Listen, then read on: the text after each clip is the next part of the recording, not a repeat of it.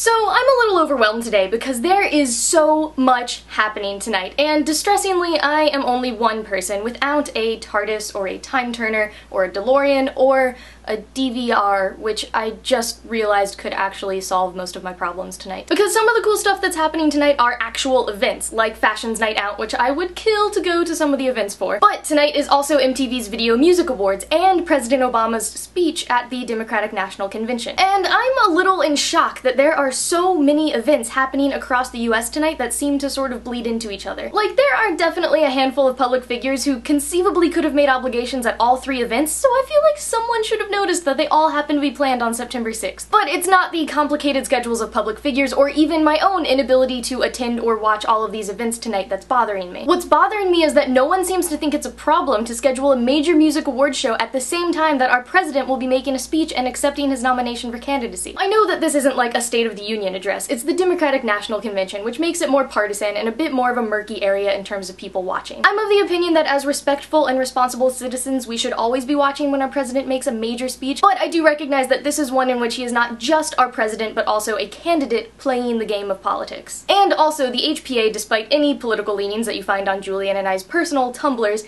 is a nonpartisan organization, which means that we do not endorse any candidates. But both the Republican National Convention and the Democratic National Convention are a big deal. When candidates accept their nominations, it's a big deal. When those candidates make speeches, we as citizens should be listening and interested and starting discussions with our friends about what was said in those speeches. Now, I get that not everyone is as interested in politics as I am, and as I know many of you who are watching are. Most people in the 18 to 24 demographic haven't been obsessively following national convention coverage for the past few weeks. But that's exactly my point. By scheduling the VMAs at the same time as President Obama's speech tonight, the media, the man, whoever it is basically saying that the VMA's target audience, the people we have the hardest time getting out to vote, our youth, doesn't care. About politics, about the election, about the future of our nation, whatever, they just don't care. And these kinds of decisions are helping them not care. Because let's be real, how many people around my age are going to watch coverage of the Democratic National Convention, a bunch of people in suits talking about heavy subjects, when they could watch the cute One Direction boys and whatever Lady Gaga's gonna pull out of her hat this year? And yeah, now I realize that some people have DVRs and can totally watch both eventually, but that's only people who will care who will do that. Whoever it is that's making these scheduling decisions is feeding the vicious cycle of stereotypical youth